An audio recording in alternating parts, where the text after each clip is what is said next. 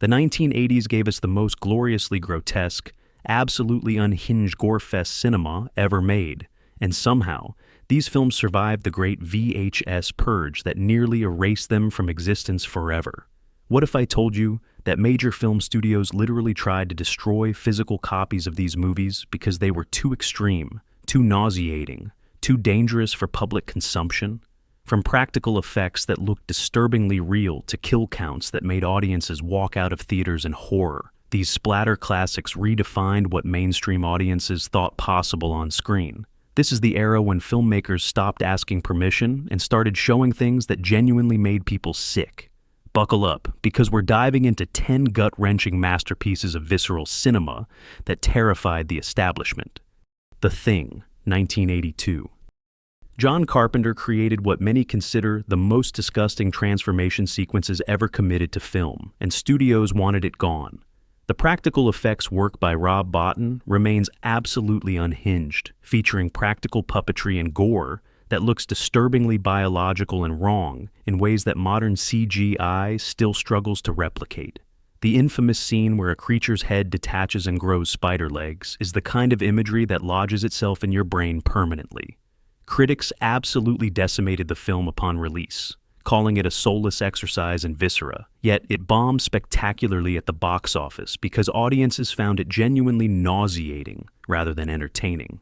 What's wild is that Carpenter never backed down from the extreme visuals, insisting that the grotesqueness was essential to the film's commentary about trust and paranoia. The practical effects required Bottin to work with animal organs, creating a sensory nightmare that modern filmmakers would never dare attempt without heavy digital assistance. Distributors actively tried to bury The Thing because they believed it would poison the well for science fiction cinema. Insurance companies questioned whether audiences could handle such explicit biological horror. Yet, here we are, decades later, recognizing it as a masterpiece of body horror that actually understands what makes transformation truly terrifying. The film's reputation completely inverted, transforming from a box office pariah into one of the most celebrated horror films ever made. Carpenter's commitment to practical effects created something that feels alarmingly organic and wrong. Dead Ringers, 1988. David Cronenberg crafted a psychological nightmare about identical twin gynecologists that ventures into absolutely deranged territory, with surgical body horror that makes you question your own flesh. The film features some of the most disturbing gynecological imagery ever filmed, presented in a clinical yet deeply unsettling manner that feels voyeuristic and invasive in ways that make viewers profoundly uncomfortable. Jeremy Irons delivers a tour-de-force dual performance that's genuinely unhinged, portraying two men spiraling into codependency and obsession that culminates in some genuinely grotesque medical imagery.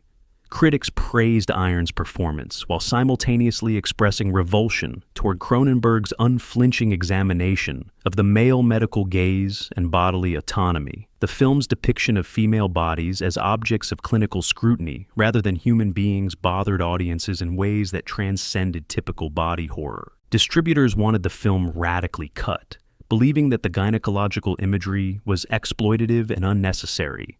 Yet Cronenberg refused every compromise. The medical instruments designed specifically for the film look genuinely nightmarish, resembling something between tools and torture devices. What makes Dead Ringers genuinely disturbing isn't just the imagery, but the implication that these doctors view women's bodies as puzzles to solve rather than people to heal. The film's investigation of masculine obsession through the lens of medical authority created something that's simultaneously brilliant and absolutely repugnant. Audiences split dramatically between those who recognized the film's commentary and those who felt genuinely violated by watching it. Cronenberg's commitment to discomfort became the film's greatest strength and primary weakness. Videodrome, 1983.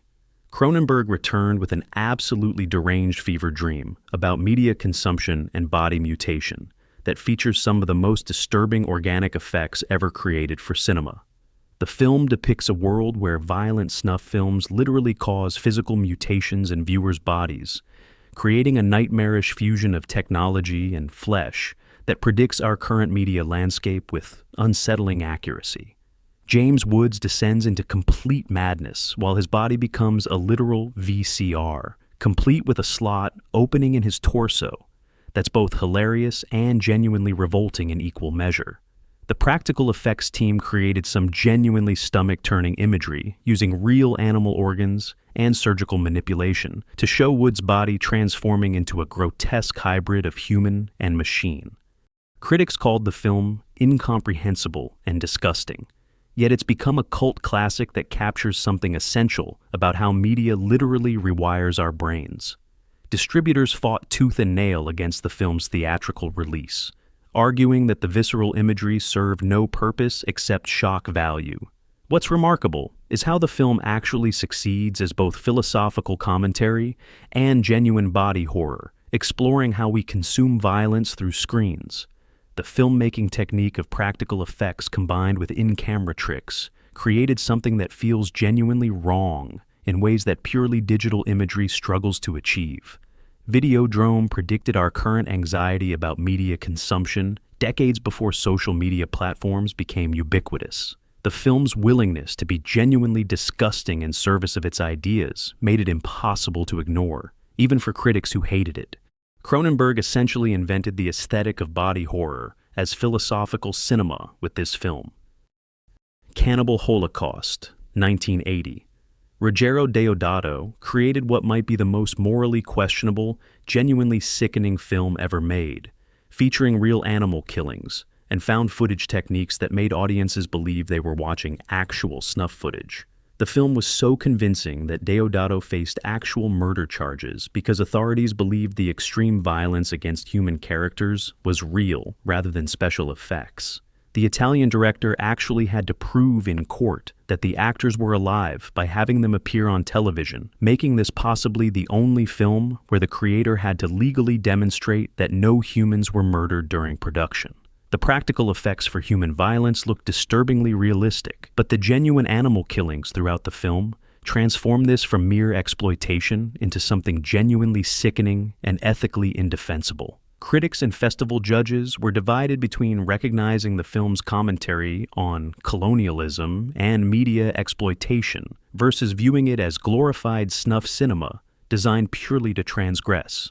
The film was banned in numerous countries, with distributors in some regions literally destroying physical copies rather than risk legal liability. What makes Cannibal Holocaust genuinely significant is how it weaponizes the found footage format to create an unbearable viewing experience that challenges everything we accept about cinema ethics and representation.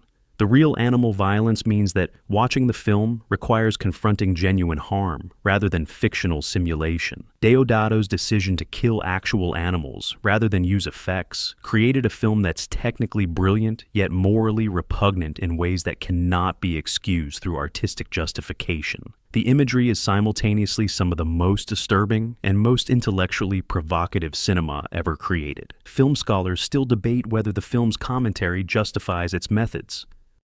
Evil Dead 2, 1987. Sam Raimi doubled down on the practical effects and grotesque body horror from the first film, creating a comedy horror hybrid that's genuinely disgusting, while simultaneously being absolutely hilarious in ways that shouldn't work, but somehow do. Bruce Campbell's Ash becomes a vehicle for some of the most elaborate physical comedy, combined with genuine body destruction that blurs the line between slapstick and genuine horror violence. The practical effects involve Campbell being covered in fake blood, having his hand amputated, and experiencing transformations that look both realistic and absurd, depending on the specific shot. Raimi's innovative camera work, combined with practical effects, created an aesthetic that influenced horror filmmaking for decades, establishing that gore could be both genuinely visceral and darkly comedic simultaneously.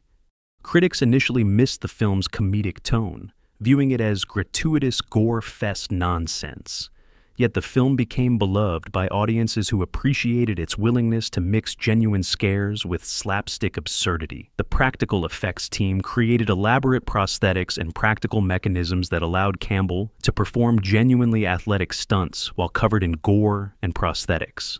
What makes Evil Dead 2 genuinely impressive is how Raimi orchestrated the choreography of violence and comedy, creating set pieces where the horror and humor exist in perfect balance. The film influenced countless filmmakers to recognize that gore doesn't require solemn reverence, but can fuel darkly comedic narratives. Distributors initially resisted the film's mixture of tones, uncertain whether audiences would accept comedy alongside explicit violence. Evil Dead 2 proved that genre boundaries were more porous than previously believed, establishing that splatter cinema could be intelligent and entertaining rather than purely transgressive. Campbell's commitment to physical performance made the effects seem even more extreme because he was genuinely putting his body through difficult stunts. Maniac, 1980. William Lustig created a genuinely disturbing slasher film that places the audience directly inside a serial killer's perspective, forcing viewers to experience his violence in ways that feel uncomfortably intimate and nauseating. Joe Spinell plays the killer Frank Zito as a deeply pathetic man-child rather than a charismatic anti-hero, making the violence feel degrading and horrible rather than thrilling or cool. The practical effects depicting scalping and dismemberment look disturbingly realistic, and the film's decision to linger on the aftermath of violence rather than cut away creates an unbearable viewing experience that genuinely makes audiences complicit in the killer's perspective. The score by Jay Chataway combines with the gritty New York City setting to create an atmosphere of genuine urban decay and depravity that no amount of fancy cinematography could beautify. Critics found the film completely repugnant, arguing that it existed purely to celebrate violence against women rather than comment on or examine it from any meaningful perspective. Distributors wanted it completely destroyed, believing that the film's perspective was inherently misogynistic and designed purely to degrade women through violence. What's troubling about Maniac is that the film's defenders argue it offers commentary on masculine pathology, yet the film itself seems to validate the killer's perspective throughout, making any deeper meaning feel like convenient retroactive justification. The practical effects work by Tom Savini creates wounds that look genuinely infected and wrong rather than cinematic, making the violence feel like assault rather than performance. The film's commitment to depicting its killer protagonist as utterly contemptible rather than sympathetic might suggest deeper intention, but the overall viewing experience feels primarily designed to make audiences nauseated. Maniac exists at the exact border where exploitation and commentary become indistinguishable. Zombie Flesh Eaters, 1979. Lucio Fulci created a zombie masterpiece featuring some of the most grotesque practical effects ever created, with gore work that influenced an entire generation of effects artists and horror filmmakers. The famous scene involving a zombie and a shark is only the beginning of the film's willingness to create genuinely nightmarish imagery that seems to emerge from fever dreams rather than rational filmmaking. The splinter in the eye scene remains one of the most viscerally uncomfortable moments in horror cinema, featuring practical effects that create genuine squirm-inducing discomfort without cutting away or softening the imagery. Fulci's composition and color palette transformed the gore into something aesthetically beautiful while simultaneously repulsive, creating a strange duality where the violence is simultaneously revolting and artistically accomplished. Critics recognized Zombie Flesh Eaters as a masterpiece of practical effects and atmospheric horror, yet the extreme gore initially resulted in numerous international bans and censorship efforts. Distributors fought against the film's theatrical release, particularly in countries with strict content regulations, making it impossible to see the complete version for decades. The practical effects team created prosthetics that broke down organically throughout filming as actors performed scenes with them, creating a deteriorating aesthetic that perfectly matched the film's zombie concept. What makes Zombie Flesh Eaters genuinely significant is how Fulci used practical effects, not as spectacle, but as essential narrative and thematic elements, with the gore communicating the film's themes about decay and mortality. The legendary composer Fabio Frizzi's score combines with the practical gore to create an atmosphere of genuine dread and existential horror. The film's influence on zombie cinema is so fundamental that most subsequent zombie films are essentially riffing on Fulci's template. Zombie Flesh Eaters proved that practical effects could transcend mere shock value and become vehicles for genuine artistic expression and thematic depth. The Burning, 1981. Tony Maylam directed a summer camp slasher featuring some of the most elaborate practical gore effects of the early 1980s, with a kill scene involving garden shears that remains genuinely shocking decades later. The practical effects work by Tom Savini created some genuinely sickening imagery that made audiences physically uncomfortable in theaters, with the film gaining notoriety for the extreme nature of its violence rather than narrative sophistication. The story involves a summer camp near a lake, which allows for genuine natural atmosphere, combined with elaborate kill sequences that feel both shocking and absurd in equal measure. The film featured several actors who would later become celebrities, including Jason Alexander and Holly Hunter in their early roles, before they became famous for far less bloody projects. Critics largely ignored the film upon release, dismissing it as another slasher cash-in. Yet the practical effects work has become recognized as genuinely impressive in retrospect by effects specialists and horror critics. Distributors attempted to edit the most extreme violence for initial theatrical release, but the uncut version circulated on home video created a cult following that recognized the film's technical achievements. The garden shears kill scene is so elaborately choreographed and realistically depicted that many viewers genuinely believed Savini had created the effect through genuine violence rather than prosthetics. The film's willingness to create genuinely grotesque imagery without any artistic pretense or narrative justification made it purely transgressive and shock-oriented in ways that some critics found completely indefensible. What makes The Burning interesting is how its pure exploitation approach was simultaneously despised by critics and beloved by underground horror fans who appreciated the technical craftsmanship. The practical effects transcended the film's somewhat generic narrative, making the gore work the actual point of the filmmaking rather than mere plot device. The Burning essentially proved that practical gore effects could be so elaborate that they become the primary draw for audiences rather than story or character development. Make Them Die Slowly, 1981.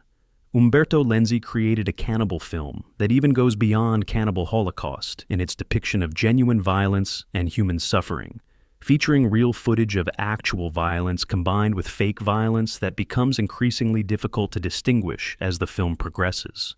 The film features real human corpses and genuine violence against animals that creates an unbearable viewing experience designed purely to disgust audiences while offering absolutely no artistic commentary or justification for the transgression.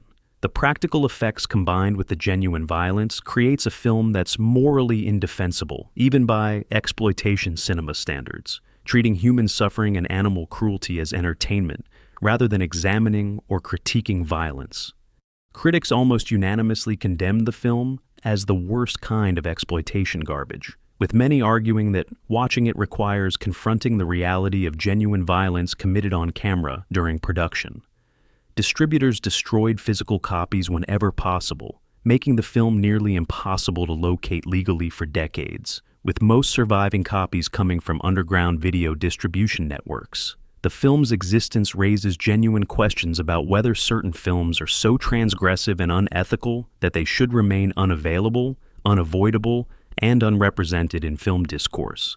Unlike Cannibal Holocaust, which at least offers some argument about media manipulation and colonial critique, Make Them Die slowly exists purely as violent spectacle designed to outrage and disgust. The practical effects work is competent, but utterly irrelevant compared to the genuine violence committed during production, making any technical appreciation feel complicit with genuine harm. Watching the film requires accepting that you're viewing real violence against real beings, making the experience fundamentally different from any fictional cinema. Make Them Die slowly exists as a reminder that cinema does have ethical boundaries that shouldn't be crossed regardless of artistic intention. Day of the Woman, 1978. Mir Zarchi created a rape revenge film so graphically violent and sexually explicit that it became one of the most banned films in history, featuring practical violence that looks disturbingly realistic and intimate in ways that makes audiences simultaneously uncomfortable and complicit. The film depicts a brutal gang rape in extended graphic detail before transitioning to visceral revenge sequences that are equally graphic and disturbing, creating a film that refuses to look away or soften any aspect of violence. The practical effects depicting violence against the male perpetrators look increasingly elaborate as the revenge progresses, with Zarki seemingly attempting to make the audience complicit in the vengeance while simultaneously horrified by the graphic nature of the revenge. Critics were completely divided between those who recognized the film's exploration of violence and trauma versus those who viewed it as exploitative pornography of violence that uses feminist rhetoric as justification. Distributors wanted the film completely destroyed, with numerous countries banning it outright rather than censoring, making it impossible to see legally in many regions for decades. What makes Day of the Woman genuinely controversial is how it uses graphic sexual violence and graphic revenge violence not as spectacle but as genuine examination of trauma and the cycles of violence they create. The film refuses to titillate or make violence cool, instead depicting both the initial assault and the revenge as genuinely sickening and destructive. The practical effects work combined with the unflinching narrative approach created something genuinely difficult to watch, with many viewers unable to complete the film, despite its relatively brief runtime. The film's influence on rape revenge cinema is immense, establishing that such films could take a serious stance toward violence, rather than glorifying retribution. Day of the Woman remains genuinely controversial because it refuses easy answers about whether revenge represents justice or perpetuation of violent cycles. These 10 films fundamentally challenge what we accept as acceptable content in cinema, featuring practical effects, work so elaborate and genuine that studios literally tried destroying physical copies to prevent distribution. From Cronenberg's biological transformations to Fulci's undead masterpieces, these films prove that the 1980s represented a genuine frontier where filmmakers pushed boundaries without compromise. The question that haunts every single one of these films is whether extreme imagery serves narrative and thematic purpose, or exists purely as transgression. Comment below with your honest opinion. Do these films deserve preservation as artistic achievements despite their extreme content? Or should certain transgressive works remain buried regardless of their technical accomplishment? Which film shocked you most?